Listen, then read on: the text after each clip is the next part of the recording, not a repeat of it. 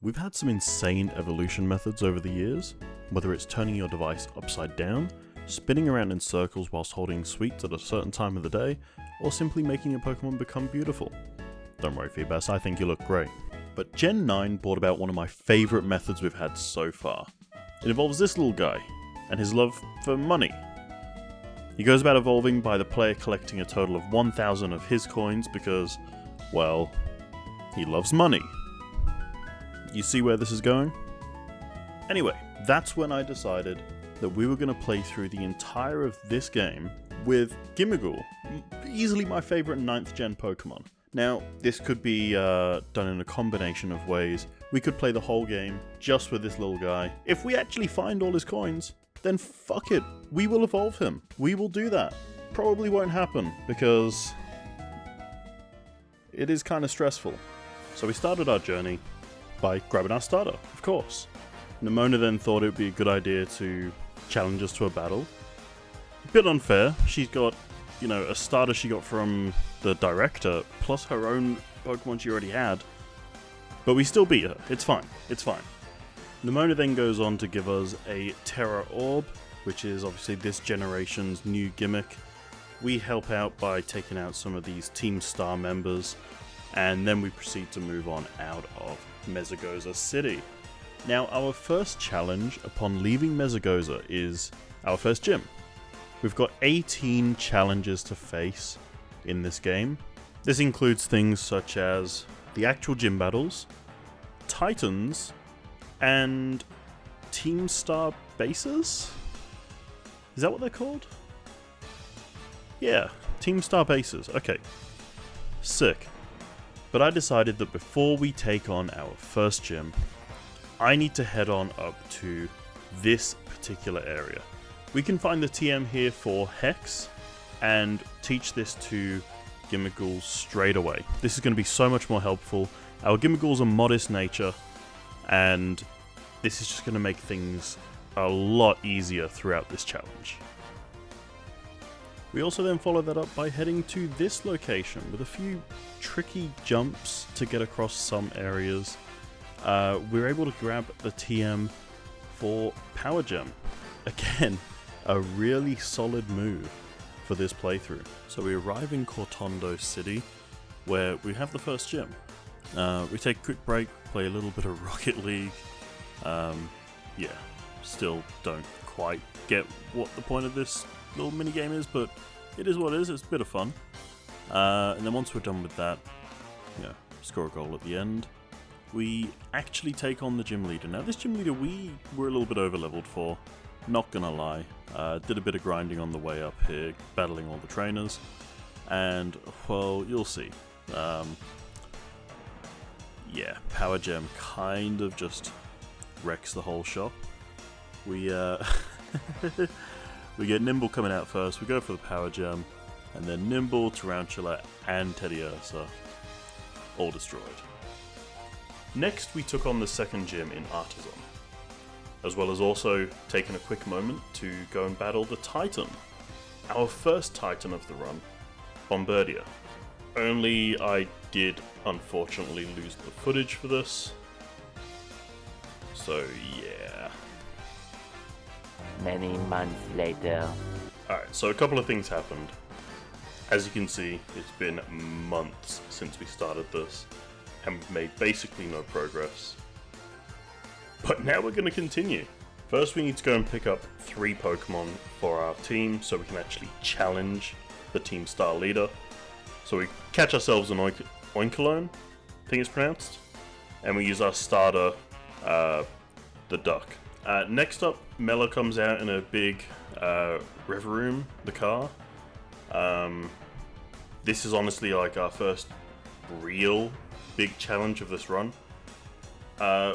We send out our Gimmighoul. Now, we are a good 15 levels ahead of them. We take out Torkoal, no issue. But Reverum itself, now here's the thing. We can hit it once. It immediately then outspeeds us and can just destroy us because it's already used Screech. our defenses don't exist. So it uses Blazing Torque and just wipes us out. So we need to think up a new plan. Luckily, I do have something in mind. And that something is the move Nasty Plot. Now, this is a move that could honestly set up this whole run for us to be able to actually finish it. Nasty Plot is actually super easy to get a hold of as well, as long as you have the DLC, which I do have, so that's fine.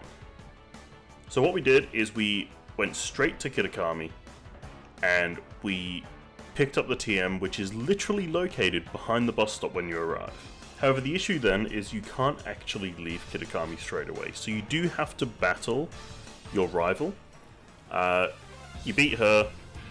For us, it was pretty simple actually. We are so over-leveled right now.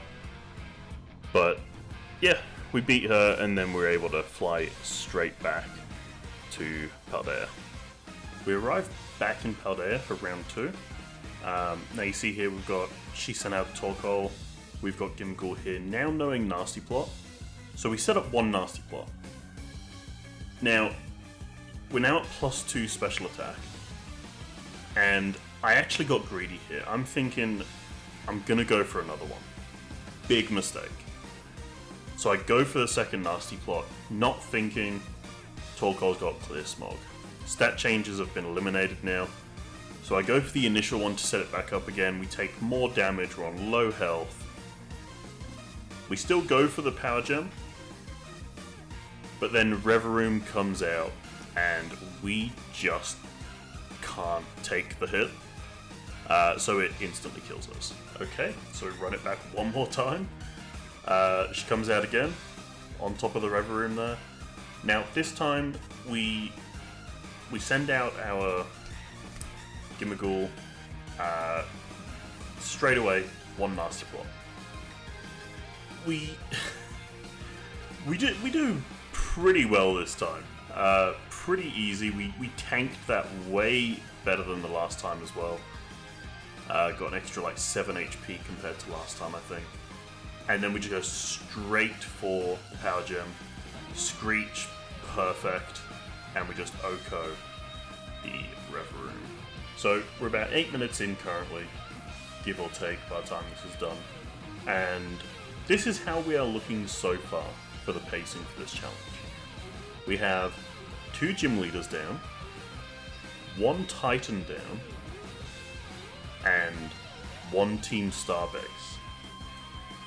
So for this next section, we're going to speed it up a little bit. We're only going to include little snippets here and there until the real big stuff.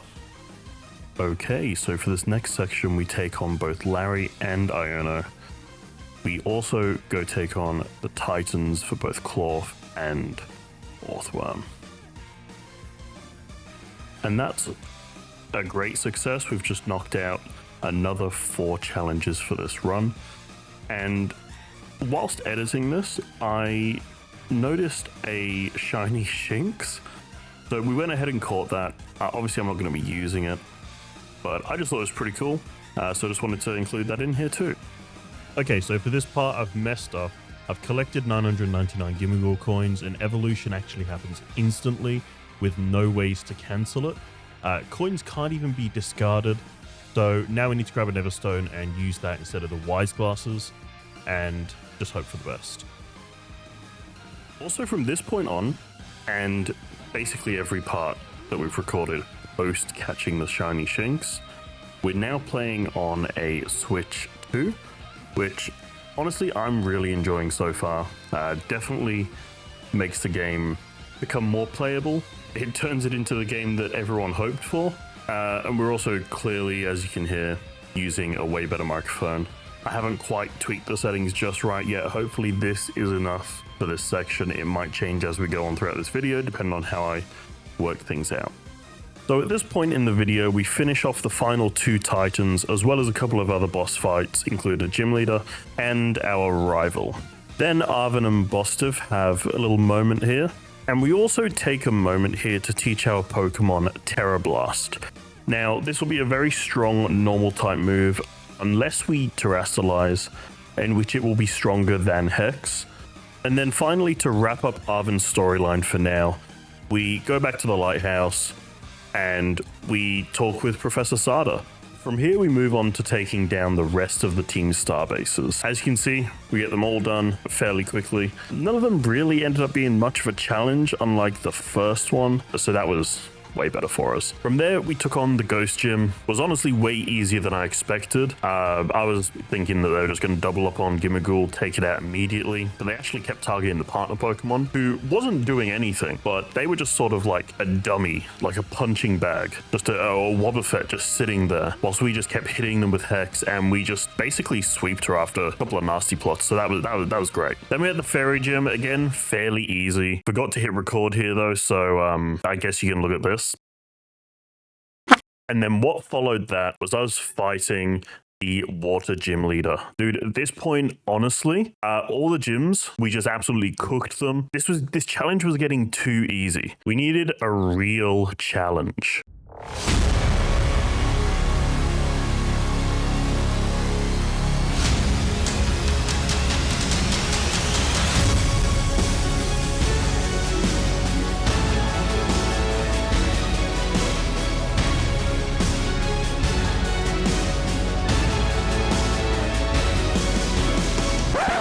Yo, what are you doing?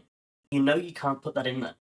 TKO will be on your ass immediately. Wait, what? I just thought it sounded cool. Just put some other Pokemon music in there. Fine. Okay, but as you can see, we were getting smashed in the Elite Four. I tried to do this for so long. That is why the video was released so much later than I wanted it to, but we could not get past the Elite Four. At this point, I thought the challenge was done, and then I had an idea. We've already collected 999 Gimmighoul coins. Why not do the thing? Why not actually do the thing? Because I'm telling you now, we would have had to be a level 100 Gimmighoul in order for us to be able to beat this trainer. And that just doesn't feel like it's, you know, that just doesn't feel right, you know? So we run it back again, and oh my god, we managed to speed through the Elite Four. Honestly, all of them. We cleaned them up real quick. And then before long, we get to the champion, and that's where the real battle is. So we start off with a couple of nasty plots. Obviously, you can see here Espathra, its ability is actually copying our stat boost, so it's not the greatest, but we're able to just tank a lot of its hits anyway. We're quite bulky. We kill it with a Shadow Ball, then we can proceed. We do, you know, make it rain. We can, honestly, at this point, we're set. We've used that many nasty plots that our special attack doesn't matter if we use Make It Rain at all here, because it just kills them anyway. So you might be thinking, that's it, right? You've beat the champion, you've got all the badges, you've done all the little side missions in Paldea. Well, no, we still need to go to Area 0. This next section is probably one of my favorite parts of Scarlet and Violet. It's also one of the hardest. I'm gonna skip most of the traversing down through Area 0, but just listen to the music here. It is amazing.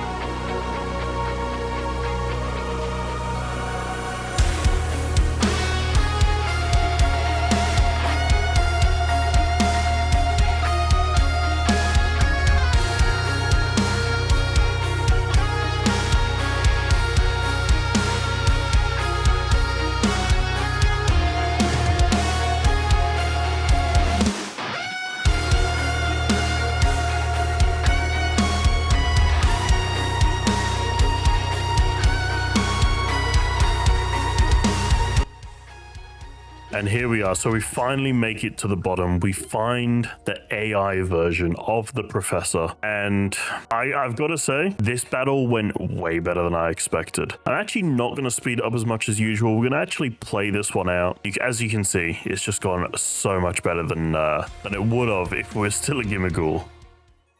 So she leads with Slitherwing, and immediately we start building up the nasty plots. And honestly, it's not actually that bad of an idea. Zen Headbutt is doing nothing to us. So, yeah, we build them up a little bit. Zen Headbutt, again, nothing. We're faster, so it's not even going to make us flinch. We've taken 3 of those now. We're now at max special attack. We go for the Power Gem, immediately take it out. Brute Bonnet's next. We go for the Power Gem again. Take it out. Honestly, these Paradoxmons they just aren't like, they're just not on our level. We go for the Terrestrialization. We are Ghost type still, remember. We go for the Shadow Ball. Straight away, Sandy Shock's down. Blood and Mane is next. Now this one's actually a bit of a threat, but we are faster. I actually don't know how that works. I'm not quite sure how the speed works on that. We outspeed it though. I'm going to take it. Shadow Ball on the Screen Tail as well. And then the final Pokemon here, Roaring Moon. And I'm there just remembering, hold on, this is a flying type, not a dragon type. Power Gem again, easy KO there. And that is AI Sada finished. Or at least for now. She does have the Koraidon. I don't know, like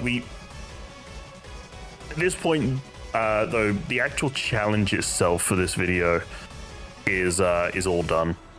So we have the Koraidon fight now. Obviously, you know, all our Pokeballs are all jammed. She brings I still don't know, is it like an alternate? I suppose they're all alternate universe Pokemon, aren't they? But yeah, Paradise Protection Protocol. She brings out Koraidon. We can't send out any of our Pokemon, which is great. We literally can't do anything. So we swap in Koraidon ourselves. And yeah, I mean, this is just, you know, filling in the remainder of the time here. But look, I'll use this part to say, if you've actually made it this far into the video, I do appreciate it. Thank you guys. We are trying to hit 3,000 subs before the end of the year. I don't know if that'll actually happen, but if it does, thank you and welcome. We try and post Pokemon videos here every day.